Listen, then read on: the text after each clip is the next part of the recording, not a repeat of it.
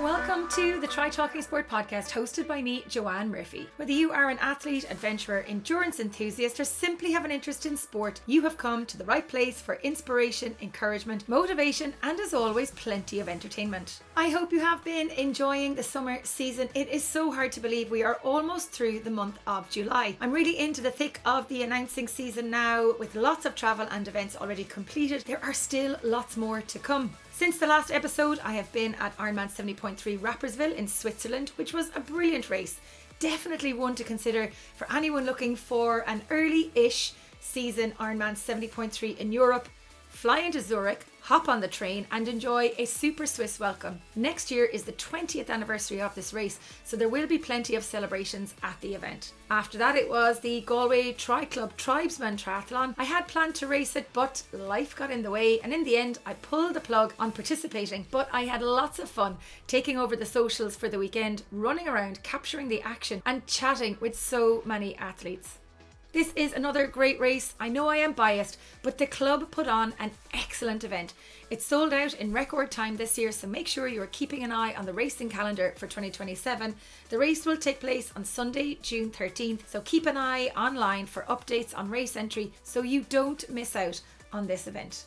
After that, I headed to Germany, where I announced my very first UTMB race at the Zugspitze 100 in Garmisch-Partenkirchen. With Germany's tallest mountain, the Zugspitze, providing the stunning background for this event, it was a super few days working with the team, meeting lots of the trail running community. The weather tried to scupper the racing with crazy rain and thunderstorms, but with numerous adjustments made, the event was a massive success, with 5,000 participants tackling the multiple races on offer. Earlier this month in July, I was at the Andorra Epic mountain bike race, part of the Global Epic series, a super 4 days of MTB in the Andorran Pyrenees. It was my first time to visit Andorra, and I can tell you it is a stunning location for racing and training. Both the racing and the weather were spectacular. It was a super few days.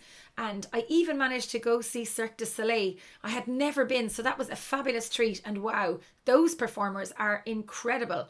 My heart rate was through the roof because there were plenty of daredevil acts at times. From Andorra to Wales to IRONMAN 70.3 Swansea, the 5th edition of this race, and it just continues to go from strength to strength. The 10th stop on the 2026 Experience Oman Ironman Pro Series saw a deep field of professional athletes race alongside age group athletes from around the world on a super Sunday in Swansea. The racing was sizzling, the sun was shining, and the crowds of supporters were simply superb. Last weekend, I was on the microphone to welcome home the swimmers who conquered the Francis Thornton Memorial Galway Bay Swim, a 13-kilometre crossing from Auchinish in County Clare right across Galway Bay to the Blackrock Diving Tower in Salthill in Galway. An iconic event in the swimming calendar in Ireland. This year, 35 solos and 34 relay teams took on the challenge. There were 149 swimmers in total who braved difficult conditions to make the crossing. This was the 21st year of the swim, which to date has raised over €2 million for Cancer Care West. As always, it was such a privilege to be at Blackrock to welcome the swimmers home and share their stories with the gathered crowds. I have a rare weekend off this coming weekend, but I am gearing up for my next adventure, which sees me head to Ironman Canada in Ottawa and then straight to the Cat 100 by UTMB in Austria. 2 new races on my calendar for 2026. It will be a quick turnaround at home after these events because then I'm back to the UK for IRONMAN Leeds and to Switzerland for the Swiss Epic. It is all go. And speaking of all go, it won't be long until we are into IRONMAN World Championship season, with Nice hosting the Precision Fuel and Hydration IRONMAN 70.3 World Championship in September and the IRONMAN World Championship taking place in Kona in October. If any of our Irish listeners, both at home and abroad, have qualified to race at either World Championship, please do get in touch so that we can add you to the Team Ireland WhatsApp group. Closer to home, keep an eye on the Try Talking Sport Facebook page for the chance to win entries to the Tri-Lake Sprint Triathlon taking place in Galway on Saturday, August 8th, and the Ireland West 3/4 Marathon 10k and 5k taking place in Swinford, County Mayo on Saturday the 5th of September. Two great races to enjoy. You can find out more about both events over on the Try Talking Sport website. Lisa Fahey's most recent article on hydration for triathletes is also live on the website, so be sure to check it out. And speaking of hydration, if you need to stock up on precision fuel and hydration products in Ireland, pop me a message and I will share a discount code for purchases made via Peak Sports in Kilkenny, where you can avail of a 15% discount on orders over €65. And as always, be sure to check out the active recovery products from our partners Nuasan. You can avail of a 15% discount online on www.nuasan.com using the code TTS15. From their body wash and moisturizer to their body wipes and my favourite CBD muscle gel, no athlete should be without their products in their gear bag, in my opinion. So now we've had that whirlwind tour of my adventures over the past month or so, it is time now to meet this month's guest. British professional triathlete Harry Palmer recently took the title for the third year in a row at Ironman 70.3 Swansea, an accomplishment that is not often achieved in sport. A home race, a stacked field and a run battle right to the finish line, Harry held his nerve, held the gap and took the tape in style in front of a spectacular crowd in South Wales. In this episode, Harry shares how patience, confidence and a mid-run mental reset helped him manage the race pressure to hold off his chasers to secure his third straight victory in Swansea. Following a decorated age group career, he switched to the pro ranks in 2019 and has had lots of success in the sport in recent years. From his three-peat in Swansea to winning the Challenge Championship Samorin this year, which he backed up with a third place at the 2026 IRONMAN 70.3 Jönköping European Championship after a fourth place last year. He also took third place at the 2025 edition of IRONMAN Leeds and finished in 8th place at the 2024 IRONMAN 70.3 World Championship. Now, just like all journeys in sport and life, the road hasn't been smooth along the way. Gut issues derailed multiple races before a deep dive with a sports doctor and his team at Precision Fuel and Hydration uncovered the fix, lowering carb intake and refining his fueling. He also endured a rough 2025 that left him stretched thin, but 2026 has been good to him so far, and with his 2027 Ironman 70.3 World Championship slot secured, Harry heads to IRONMAN Wales, the race that broke him on his first attempt at the full distance, chasing redemption, a slot for the IRONMAN World Championship in Kona, and the ultimate quest to take the tape in Tenby and do the double in Wales in 2026. In the world of triathlon, where endurance meets mental fortitude, Harry Palmer stands out as a beacon of perseverance and triumph. His journey has not been without challenges, but with dedication, patience, and his own self-confessed delusional self-belief, he has conquered and overcome many obstacles on his way to sporting success. This is a great chat with Harry. If you'd like to hear more from him, give his podcast, Uncomfortable Triathlon, with fellow pro and co-host Andrew Horsfall-Turner a follow and a listen. Now grab a cuppa and let's get on with the show. Harry Palmer, welcome to the Try Talking Sport podcast. Fresh from that three-peat win at Ironman 70.3 Swansea last weekend. Three-time champion.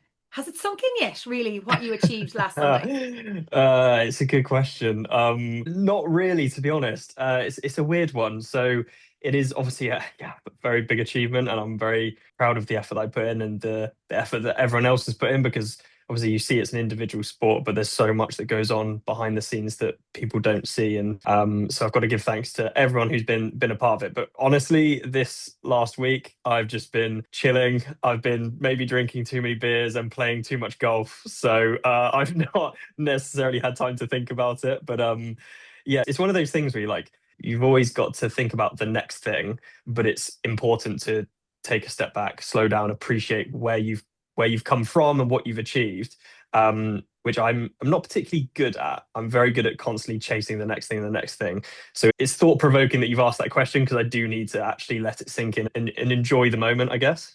Yeah, because it's not every time you get somebody coming back and winning a race three times, never mind three times in a row. Now, I know the race dynamics happen, and we saw Mika Nuke crashed out, but just because he crashed out doesn't mean that he would have won the race, so you got to battle the guys that are in front of you and behind you, and what a battle it was. That run course with Kieran Linders, Simone Yeah. and Uren coming up behind you. I'm interested to know how you kept your composure on the run course, particularly once you'd overtaken Kieran. So I guess it just all comes back to having the confidence. And I think a lot of time in racing, it's all about patience as well. Like everyone's really good, but if you burn too many matches too early on, it doesn't matter how good you are, like you're going to be suffering longer term. And you see it a lot on the bike, especially in that on that course. There were guys that were like ripping past me early on, and I was just like, without sounding arrogant or anything, I was like, I feel like I know how to ride this course. And similar on the run as well. Early on, people are like running really quick, and I'm like, I just need to have patience. I've done well on this course before. I can do well again. I trust in the process and the training that I've done. I feel like I'm as fit as I've ever been. So if I get beaten, it's because someone was just better than me on the day, and fair play to them. But I'm just going to run my own race, and what will be will be. And so yeah, when I overtook Kieran, it was quite a confidence move. And I know that he kind of stayed at a bit of a gap there. So when I saw him at the turnaround in Mumbles, I was like, ooh, actually, I don't love that. But it was just about having confidence and being like, if he comes back to me, I feel like I can go again. And if I really need to, I feel like I can have a sprint finish. I was quite confident at that point. It was actually the first 10K where I wasn't enjoying myself and I was questioning my life decisions a little bit. It was really interesting to watch the dynamic. You and Kieran came off the bike quite close together. Kieran was Mm. ahead of you heading out on the run course, but there was like a foot between you. Did you decide to just hold back and stay behind Kieran for a little bit and then make your move at a certain point? Or how do you keep that patience? Because the crowds in Swansea, if people have never raced in Wales, Mm. they are amazing. They are so Yeah. intense. So how do you just keep it together in your head to say, okay, I can't make my move just yet. I can't make my move just yet. Or when do you know Yeah. it's the right time to go? Yeah, I guess there's not a right or wrong answer. Well, I guess there is a wrong answer because you could just go too early and completely blow up. But as soon as I came out of T2, I wasn't too far behind Kieran, but I was far enough. And my whole thought process was get on Kieran's shoulder. And that will make life a bit easier. You can work off of his pace. We'll both get support at the same time from the crowds. It's just easier like sharing the load with someone. And I know Kieran's an incredible athlete and great at pacing. So I knew he wasn't going to go out too crazy hot. So the first couple of K, I managed to get onto Kieran's shoulder. And then as soon as I got there, maybe I lasted like 20 seconds on his shoulder. I was like, actually, the pace just is too hot. I've just ran up to him. And if he holds this pace, fair play to him. I feel like he's going to go and win it. I'm confident in the fact that I have to back off right now. My back was pretty locked up from the ride, and I just knew I needed to ease off. It was maybe only like 3 or 4 seconds a K, but just it was a little bit frustrating seeing him run off into the distance. And then when I hit the turnaround in Mumbles, I clearly wasn't in a very good mental place. And Freddie Webb, who I train with every day over here in Wiltshire, um, and he must have clocked. So he knows me in and out, and he would have seen like my facial expressions. And as he ran past, he like tapped his finger on his head. He was like, "It's all in the head, mate. It's all in the head." And that kind of made me like it kind of flipped a switch a little bit in me. And I just thought, yeah, you know what, just like keep running the way I'm running. I'm running like 320s. I feel pretty strong. And then slowly managed to catch up with Kieran again. It's funny, as I was running kind of, I guess, back into the main part of Swansea where all the crowds were, people were saying, oh yeah, the guys are catching, the guys are catching. And actually, instead of my mental state being like, oh my God, like what am I going to do? It was my mental state was like, let them, and I will deal with it when they get to me, and I will make them work for it. So it was interesting how quick you can go from a negative mental place to actually a really strong mental place. And then from there, I was just like, I was on one, and I was like, if you want to win, you're gonna have to come and work for it and take it from me. Wow, like that's amazing in that moment that you had the kind of mental Yeah, capacity to go, actually, I can do this and I'm going to do it. yeah, These guys, you're going to have to work hard to catch me. yeah, yeah. I was literally in my head. I was like, you can win, but you're gonna have to pry it away from me because I'm not gonna Mm. give it to you. Yeah, and it was interesting to watch you run down the finish line. So for the listeners who weren't in Swansea, when you come down the finish, you run inside along the path in the museum gardens. You take a right-hand turn into the finish line, took that right-hand turn, and then you looked over your shoulder as if you Yeah, were yeah, expecting somebody to run on top of you. yeah. You know that the guys were so close behind you.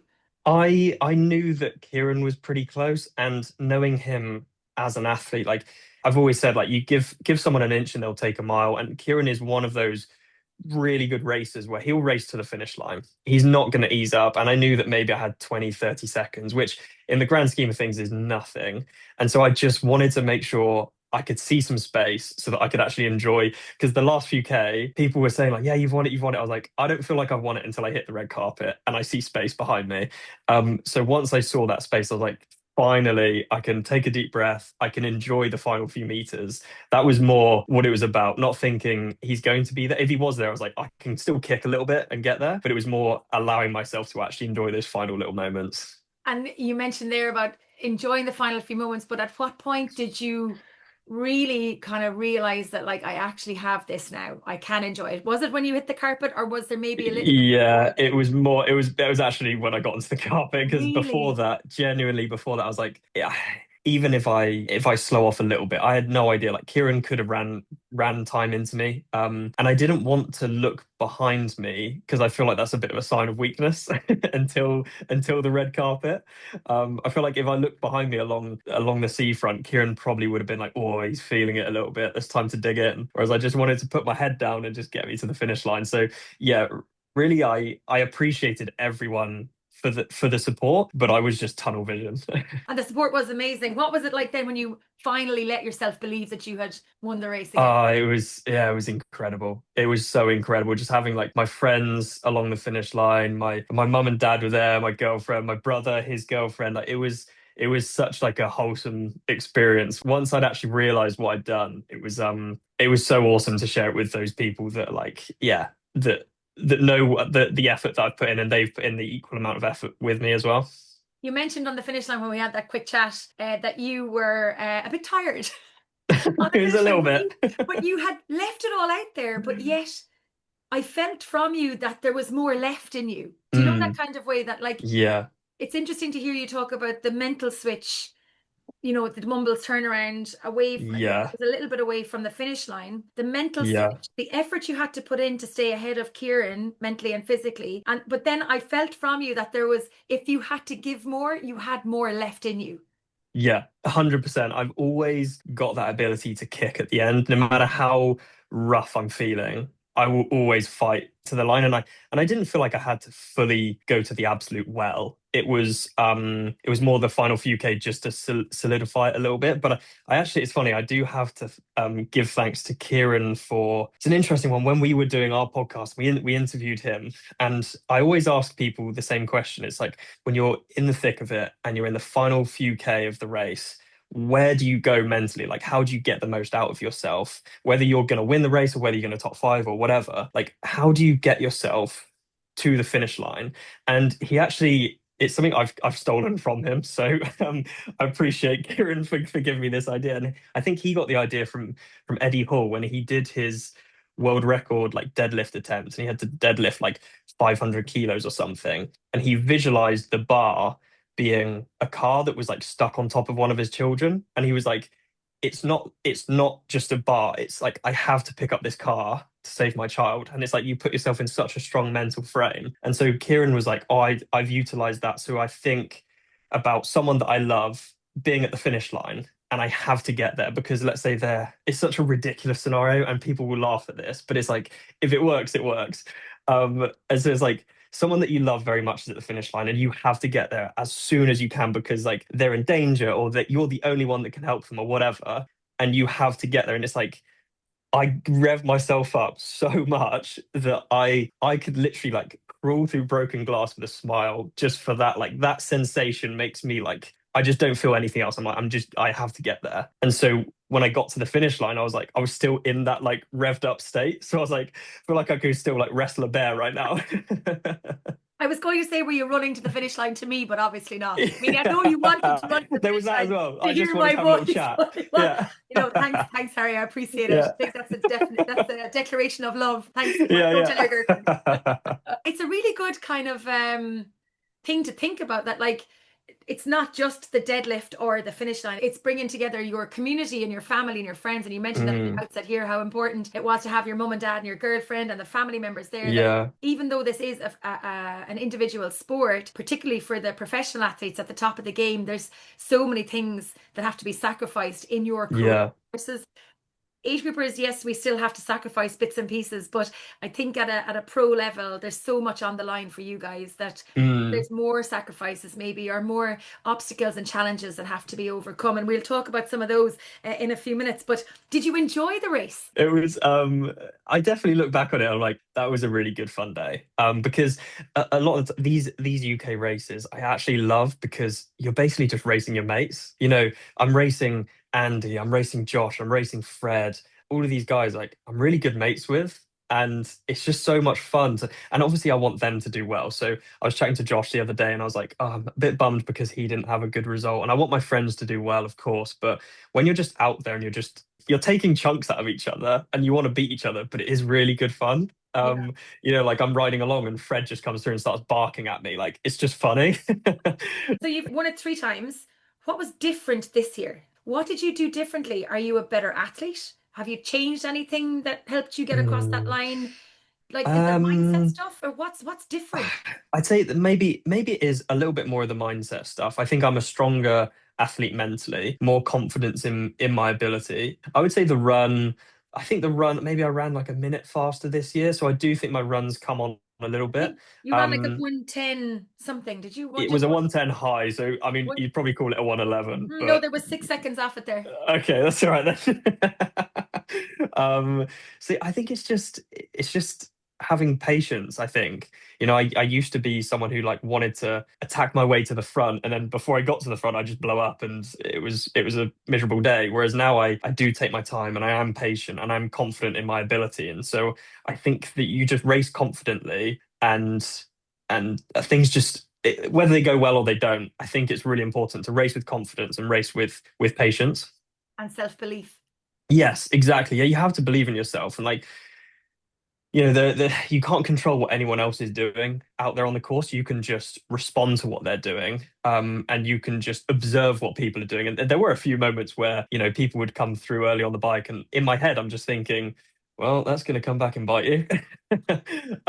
So it's just like having the confidence to know that that's actually not the correct thing to do right now. Whereas old me would probably be like, oh yeah, I'll jump on that because he's going to the front. But it's funny now that you mentioned this because in the pro panel, you were like, no, I'm going hard from the gun. Yeah, yeah, yeah. I did. So I did go hard from the gun. I just didn't out exert myself. I think I went to my limit, whereas some people I think went over their limit and they found their limits. Or the limits came and bit them in the ass, maybe. Exactly, exactly. Which is quite fun to witness. So this was your second Ironman 70.3 race of 2026. You raced Yes, in the European 70.3 European champs. Championships, Yeah, Jönköping, and you came third. You had the same last year as well, didn't you? You raced the European champs, then came to Swansea. yeah, How does that work though? How do you mentally come down off a super race in Jönköping and finishing third in Europe, which is fantastic, and yeah. to mentally and physically prepare to go and defend a title in front of a home crowd where Mm, I imagine there's a little bit more pressure racing in Swansea than there was in yeah. Jönköping.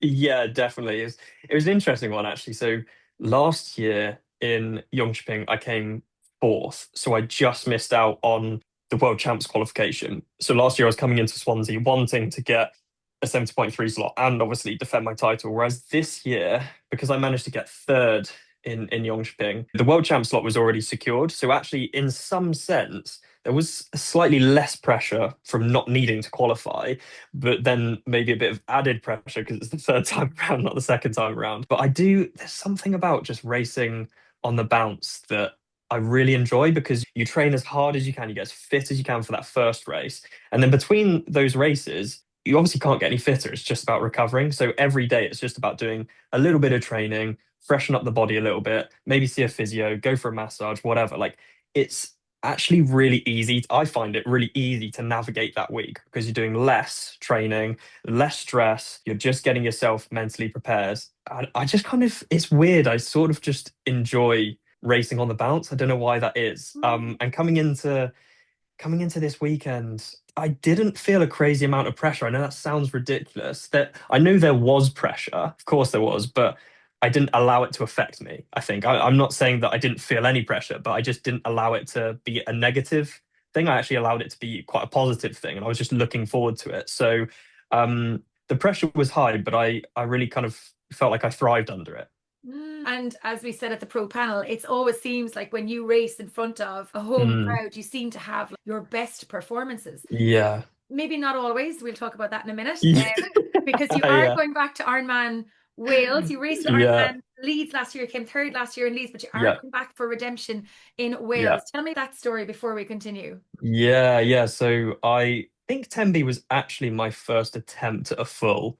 And the key word is attempt because I didn't finish it. And that was just a miserable day. I did not enjoy it. I don't think it was just at one of those points where I was like, yeah, I'll just do a full. How hard can it be?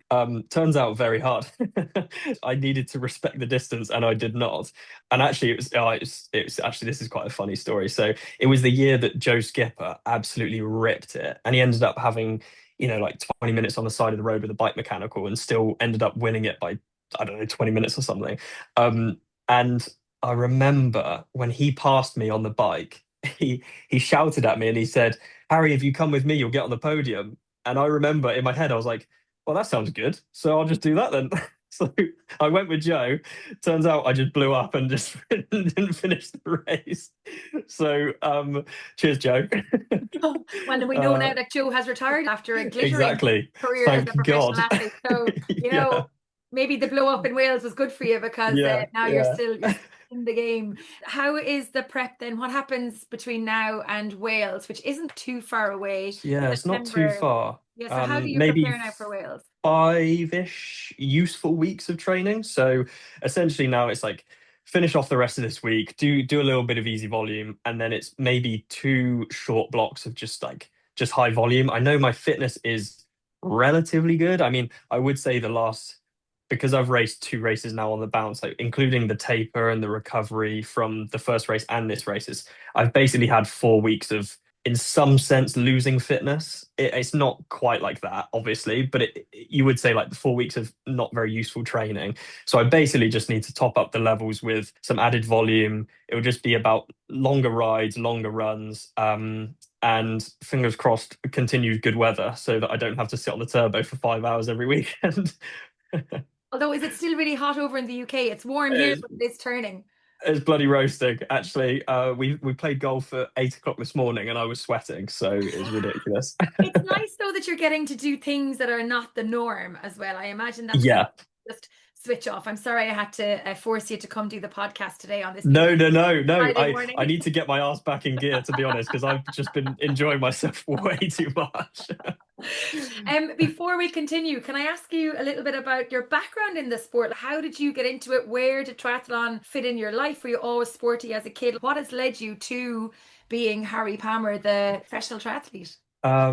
It's interesting. Yeah. So basically, I'm a middle child. I've got two brothers. Really? Yeah, it's middle child is the worst. You get blamed for everything. And we were just very competitive when we were younger, and I think we're all just riddled with ADHD. So we just had too much energy, and I think mum and dad just wanted to get us out the house for as as long as we could. So they were great, actually. My parents, I think I've just got, when you're younger, you don't necessarily appreciate the sacrifices that they do for you. And then you look back on it and you're like, bloody hell, like how did they manage that? They were just like a taxi service when we were younger for different sports clubs and everything. And the whole kind of premise when we were younger was you can do any sport you want as long as you enjoy it. And if you don't enjoy it, you don't have to do it. And so we did everything, like absolutely everything. And then as you get older and your friendship groups start to kind of form, slowly whittled things down a little bit and ended up just sort of essentially being individually swim, bike, and run. Um, and then there was a local triathlon in a little town called Calne, which is close to my parents' house. And I think my dad saw the kind of news in the local newsletter or something, and I think he just wanted to get rid of me for a few hours, to be honest. So he entered me for that race. And I still remember to this day it being such a painful. I'd never done a brick run in my life. I didn't know what it would feel like to run off the bike. As it turns out, pretty horrible. And I remember running at a transition, falling over because both my quads cramped up and just being miserable. And then as soon as I crossed the line, I was like, you know what? I think this is probably the sport for me. Like it's Wow. yeah. And so I just ended up just diving headfirst into it, doing all the local races, getting involved in local tri club, and just working my way through all the local races, and just absolutely loved it. So what age were you when you kind of started I think I dipping into first triathlon? started when I was 16, 15, 16. So it wasn't like super young. There are young people now that have literally started as triathletes, whereas I sort of started just doing a bit of everything. It was all a bit of fun. And so I guess you say I was a bit late to the sport compared to some other people, but I do also partly think that's the reason why I'm still doing it is because you'll see it time and time again. Young people come into the sport and they're all guns blazing. And then there's a degree of burnout. And I always have this idea of longevity in the sport. I want to continue to keep getting better every single year and keep doing it for as long as I possibly can. And with that has to be a degree of patience. As I've alluded to with the racing as well, but also it's important with the training and your outlook on years and years and years of training rather than just like completely going for it. You see people come into the sport, have amazing results, and then you never see them again. And that's what I really want to avoid. So I think coming into the sport a little bit later has actually allowed me to have that sort of mindset. I don't know if that makes any sense. Yeah, no, it does. It does absolutely. Because if you look at the trends for people in sport, you see in particular, say the swimmers, for example, they're Mm, swimmers from a young age. They're in the pool 5, 6, 7 days a week. They're yeah, training hard and they're doing that during their school years and formative years. And then they hit 14, 15, 16 and there's a burnout. And you see people leave sport, and we don't just see it with the swimmers, but you see it with lots of different sports. But then you see people come back to it maybe during college or after college, or they get into a work group and suddenly it's like, oh, maybe I'll get back to a sport again. You are probably hitting on a good point there when you say that mm, like you weren't high performance sport yeah, early age. So then when you do get into it, you found something you love. And it's great that yes. actually you saw that through, and continued with that. You weren't burnt out coming into the Yeah, sport already. exactly that. Yeah, I didn't kind of dive headfirst into it. It's more, I mean, for sure, the first few years was just about enjoyment and just, you just going out training with your mates and racing with your So mates. you're still And doing that. yeah, well, exactly. That's what I want to continue doing. I mean, I sometimes stop myself. I'm like, this is just, it's great. Like, I'm able to see my mates every single day. We go off training, whether we go on camp or whether we're here at home. And it's like, it's so hard now and it's so competitive now compared to triathlon in the past. And that makes it obviously incredibly exciting, but incredibly difficult. And so if you're not enjoying it, you're never going to get the most out of yourself. And so I always want to continue to make sure that I'm grateful for where I'm at, and give gratitude to everyone who's got me here, and just enjoy it because it's so important. Because it is, you take a step back, you're like, how mad is it that I can make a living from wearing tight clothing and running around looking like an idiot? Well, yeah, but you're following your dream. Was this a dream as a kid? I guess I just loved sport, but I never thought that I would be a professional Mm. athlete. It was just always something I loved. I didn't really know what I wanted to do when I was younger. I think my parents have definitely instilled like a really good work ethic that I feel like I could put into absolutely anything. And just luckily sport was there at the right time, and I just really, really do enjoy it. Yeah, I don't think I've ever wanted a real job. If I could do maths, I'd have a real job. Yeah, yeah, me too. So But I still don't know what I want to do when I grow up. yeah, yeah. So obviously you were sporty as a kid, but were you as dedicated to your schoolwork as you were to your sport when you were a child? That is a good question, and I wish I could say yes.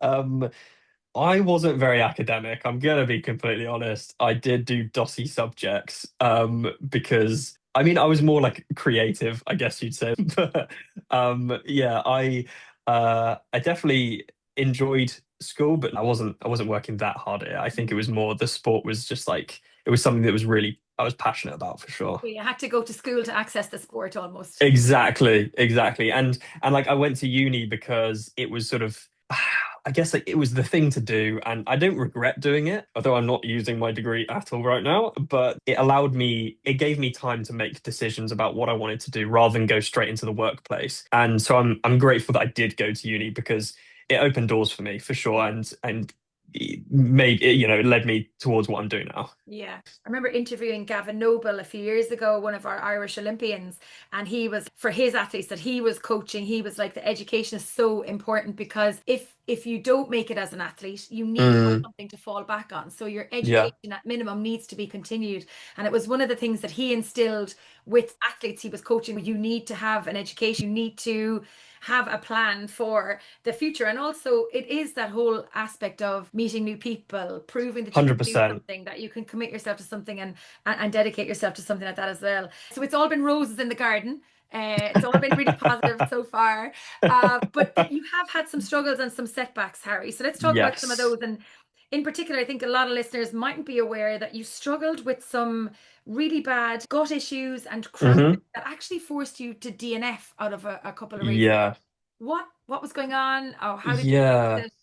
Tell So us. that was a few years ago. I was really struggling, not just in racing, it was in training as well, just with some really bad gut issues that was basically just not allowing me to train at my full potential and certainly not allowing me to race at my full potential and causing me to. So I DNF'd in Ironman South Africa and a few other races a few years ago. And so I essentially just was like, well, you know what, I'm not going to race until I figure out what's going on. So I saw a sports doctor in Bristol, guy called Guy Evans, incredible sports doctor in the area.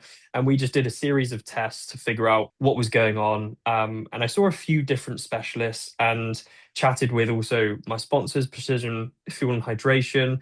And actually, what we found was my body, interestingly, and people listening to this will have probably seen all the hype around high carb when you're training and when you're racing. And we actually found that there were a few different things that, maybe there were certain foods that I wasn't necessarily tolerant to or whatever. But actually, a lot of it came down to the fact that I was trying to fuel like other professional athletes and my body just wasn't absorbing it.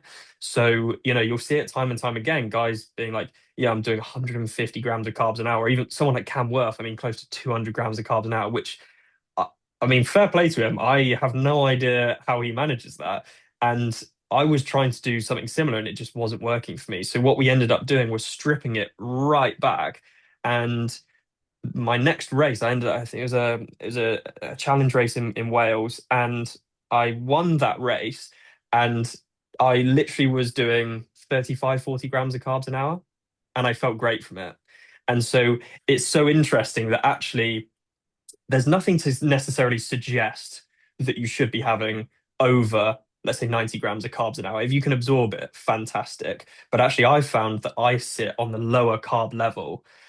So really, I've managed to bump it up a little bit over the last year or so, but I stripped it all the way back to 45 grams of carbs an hour ish and felt fantastic. And it just took a little bit of time to figure out that was the actual cause of it. Wow. So really, really interesting. And it's not to say I never have gut issues now, but I have realized that more carbs is not necessarily good. More carbs doesn't equal more energy. Sometimes it can equal more issues. So what did you use to fuel your race on Sunday?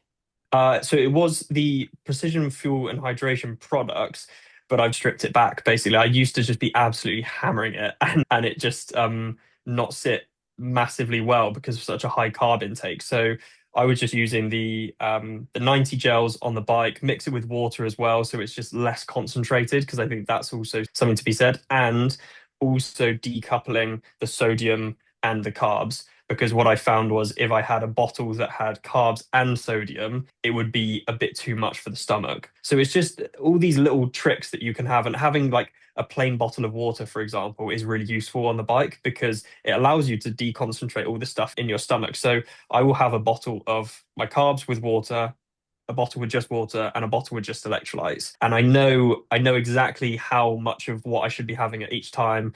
And look, if you're someone who doesn't suffer with stomach issues, it's not something you need to worry about. But if you are someone who is susceptible to stomach issues, actually going through a process of trying different carb intakes and decoupling things and just going through that process, it can be very helpful and give you just confidence going into the race.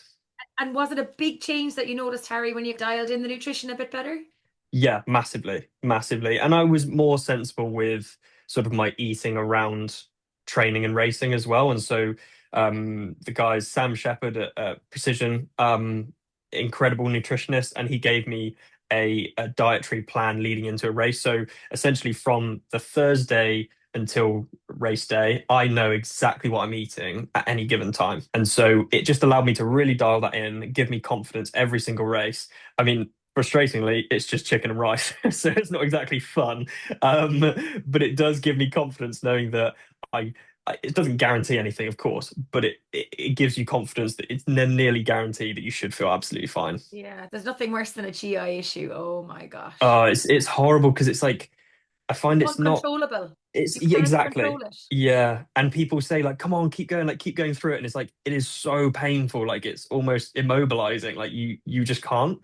Yeah, and it's the frustration of it then as well because everything could be going so so well, and then suddenly Mm, something is wrong with your stomach, and it's yeah, worse than a puncture nearly because yeah, it's game over if you can't manage to yeah. get back and continue moving forward, particularly if you're at the pointy end of the day. In terms of Ironman Wales, what will a good performance look like there for you? Well, I mean, I would be lying if I said I didn't want to win it. Mm. I would like to set myself up for next year with two world champ slots. So I'd love to go to Chattanooga and Kona next year. So that is my goal. Um, but more importantly than that, I just want to have a really good Ironman result. I know I had one in Leeds last year. I didn't have one at World Champs last year. I was stone dead last. I was going through a bit of a bad place actually at that point in my life. I'm happy to talk about that, but that was just yeah, that was pretty rough. So the end of last year was not so good. So this year I just want to have like a confidence inducing result. I just want to be out there and have a good time, and I'll be racing a couple of my mates as well. And it's just like just go out there, take chunks out of each other. If I have a good race, I have a good race, and I just want to enjoy myself. Yeah. And do you want to tell us what happened? Everything was just a bit I essentially finished finished Swansea last year and I knew I had Leeds, so we trained well for that. And then I ended up getting some T100 opportunities, so I didn't really train properly. I was then racing through that, didn't have very good results because I was basically losing fitness as I was going into the most important period of the year, which is World Champ season. Then go to World Champs and just it was at a point where I was buying my first house, but there were some issues with that. I was going through a pretty rough point in in a relationship. My training partners were going through a pretty rough point mentally. So it was basically like I had all these, and I just felt I was just stretched too thin. Basically, I find I mold to my environment quite well. So if I'm surrounded by positive people and happy people, then I feel positive and I feel happy. It's like that thing of you become a product of the five closest people around you. And but when your environment is negative and people aren't feeling so good, then it really does affect you as an athlete. And I found that that was where I was at last year, and it was a really negative place to be. Luckily, everyone's snapping out of it now, which is good. And so I feel in a way more positive place, which is nice because yeah, you do just become a product of your environment, and look, it's not always going to be sunshine and rainbows. It's not always going to be fun and easy. But if you can be around people that just lift the mood ever so slightly, you're going to get the most out of yourself. And in terms of coaching, Harry, you are a coach, but you're also a coached athlete yourself. So Mm. are you a good coached athlete? Do you do what you're told? I'd like to think I do what I'm told most of the time. But you'll have to ask Rob that question, maybe. So yeah, I mean, it, his training is somewhat brutal. But I just get on with it, and I try not to complain too much because I know that it's going to be hard regardless. If you don't work hard, you're not going to get good. So I just got to put my head down and just hurt myself a little bit. But as long as I'm surrounded by good people, then it makes it easier. And I like to think I don't cause too much stress for him, but maybe he's sat at home now. He will be listening to this. He'll be like, "Oh, Harry's the worst athlete to coach." But do you push back or do you work together? If he sets a session for you and you're like, absolutely not happening today, dude, this is not happening. Like, or do you I discuss your training or does he prescribe or, because you're a coach yourself as well. So then you yeah. have insight into what you should be doing. Yeah, he's definitely in the driver's seat and he definitely dictates a lot of what I do because I want to have confidence in what he's doing and not question like his authority. But of course, like as a coach myself, yeah, I do have an understanding of what potentially I should be doing or shouldn't be doing. So there are definitely moments where I'm like, you know what, mate, like I'm feeling X, Y, and Z, so I can't do that, or maybe I shouldn't do that, or can I move this to that day? So I think it actually works fairly well because he for sure is the dictator. But then He I won't like do that just now. No, he definitely won't like me calling him that. Maybe you can edit that out. And but he definitely gets hopefully good, useful feedback from him. But I will always try something, even if I'm feeling pretty rubbish and pretty ropey. Like I always say to him, look, just give me what is optimum for me to do, and I will try and do it. And if I can't do it, I can't do it, but I will always give it a go. So this next block of training towards Tenby, he was like, mate, it's gonna be hell for you. And I was like, bring it on, mate. Come on, let's do it. Like, give me whatever you need me to do. I will try and do it. So what's the session that when you see it, you go, oh my God, this is going to be horrendous? Oh, And what's the session that you're like, oh yes, I've got this one? it's his long bike sessions are the most disgusting things ever. And it's worse when you do them on the turbo. I mean, when you go out riding outside, it's fine. It's just a hard, long day. But, a 5.5 hour, 6 hour ride on the turbo where you're just hurting yourself is like, it's not enjoyable, but it does need to get done. And it gets you really conditioned and really strong for the back end of the bike and the running in an Ironman. So, I have a lot of confidence. He's trained some incredible athletes as well, and so it does mean that I'm less likely to question his authority because I know that he's provided the goods in the past, and if it's clearly working for me as well. So I'm like, he knows what he's doing. I'm just going to trust in it. As much as I don't enjoy the sensation of being on the turbo for 6 hours, I will get it done because it needs to get done. And then your most favorite session? Favorite session? Oof. I would say it's probably a run session with the local run club actually. So I'm part of Team Bath Athletics Club, and although I haven't been for a while because of all the training and travel and stuff, but every Tuesday and Thursday night there's run sessions on with.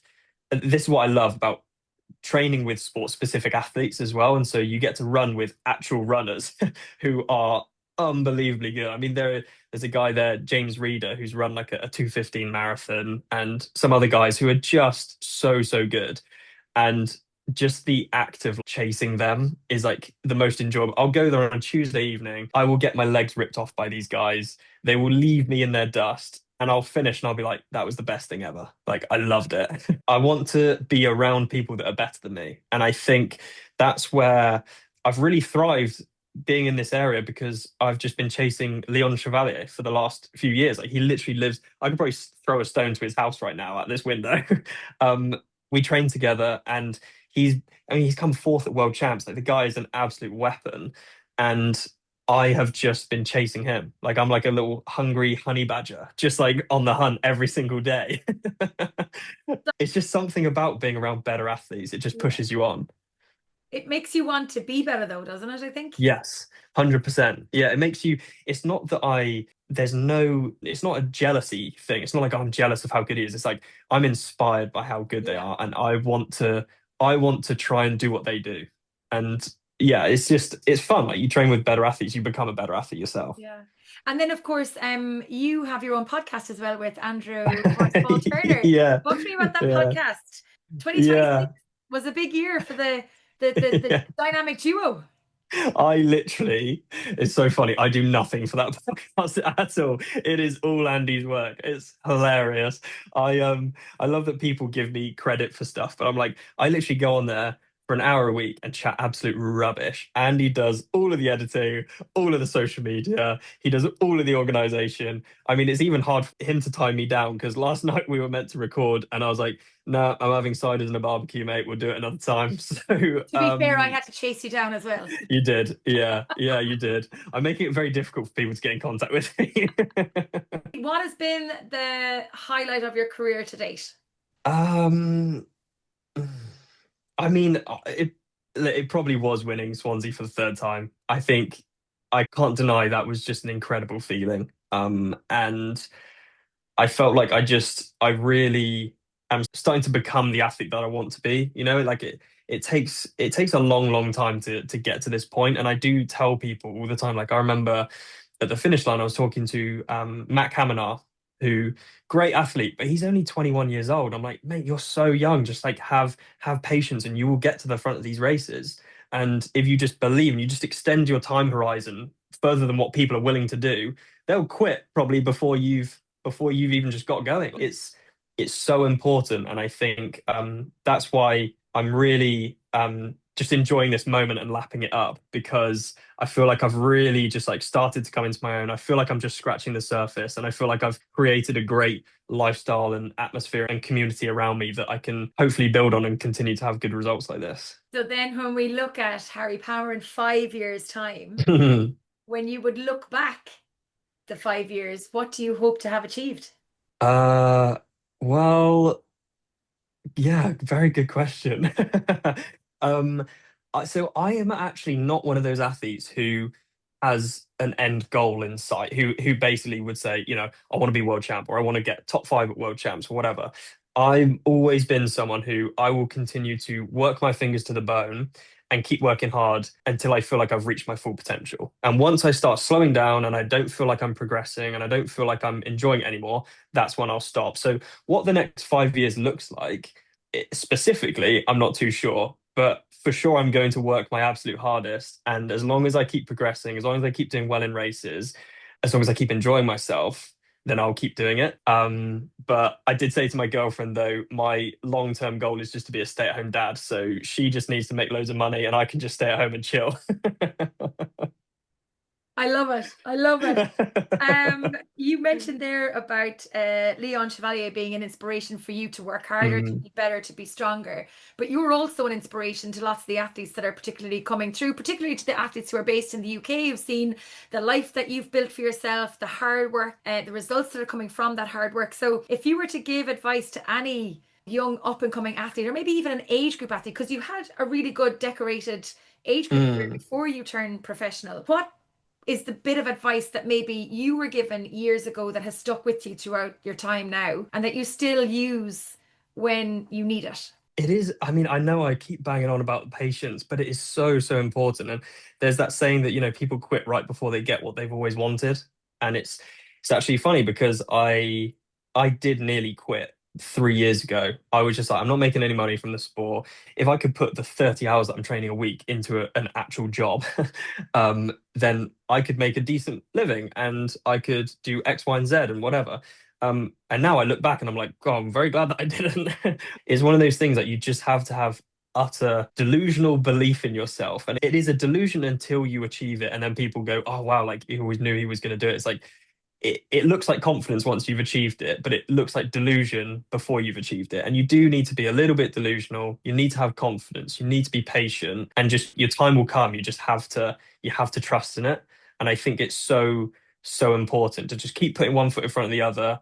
And it's never a linear upward trajectory. There's always going to be rocky moments. There's always going to be periods when you hate your life and you don't know why you're doing things.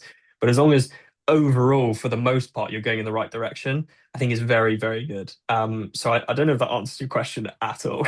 No, it does, and it's a fabulous answer considering all that you've achieved, in particular in the past 3 years. Eighth place finish at the Ironman 70.3 World Championship, Yeah. three-time Ironman 70.3 Swansea winner. You know, you've had a third place at Leeds. You've raced all over the world. You've had a decorated career before you ever came to that turning point of whether you Mm, would stay or go. And now you look and you say, "Wow, if I hadn't, where would I be?" exactly. I think it's fabulous, and I also do think that you do need to have patience, and you need to have Yeah. patience and trust in yourself and trust in the training and believe that you can be as good as you can be, because if Yeah. you don't believe, how is anybody else going to believe in you? Exactly, exactly. Like for the most part, and I think this is maybe a negative side of everyone having access to social media and being on social media nowadays, is like you see people living a lifestyle that you want to achieve and whatever, and it just seems so like easy for them to attain or whatever. You don't see the background, you see the highlight reel and you see all the great stuff. And, that's just not real life, is Mhm. it? And it's so easy to become somewhat jealous of what other people have got, or you just think, oh, why not me? And all of this. And I think just really focusing on yourself and not worrying about what other people are doing is so, so important. And this is why I'm actually kind of somewhat useless on social media, is because I love just like stepping away from it and not being on it. I love living. Why do I need to put my whole life on social media? I know that I've got a YouTube channel and I want to inspire people and I want to educate people and I want to show people that they can, if they believe in themselves, they can do whatever they need to do. But I also love just not being on my phone and just sitting with my friends and family, having a drink, and just being like, you know what? I don't need anyone to know that I'm doing this right now. 100%, and we could all take a leaf out of that book for sure. Yeah. Well, Harry Palmer, thank you so much for joining me on the podcast. Absolute delight to get to chat to you finally. Congratulations on that three-peat in Swansea. It was a spectacular day in Swansea watching you guys race. So congratulations. Best of luck in Wales, and I hopefully will call you across the line another time very, very soon. But enjoy the golf, enjoy the beers, enjoy the beautiful sunshine, and chilling and training with your friends and your competitors over the coming weeks. Thank you very much. It was an absolute pleasure to be on the show, and I look forward to seeing you soon. Thanks for tuning in. I hope you enjoyed this episode. You can get in touch with any feedback or guest suggestions by emailing me on trytalkingsport@gmail.com. If you would like to hear more great episodes of the podcast, be sure to check them out on our website or wherever you get your podcasts. There are now so many to choose from, so please do dive in. You can follow all of our activities and podcasts on Facebook, LinkedIn and Instagram. If you have any feedback or guest suggestions, please do email me on trytalkingsport@gmail.com. I really would love to hear from you. Until next time, thanks for listening, stay safe, keep smiling, and remember to look for fun and adventure in every day.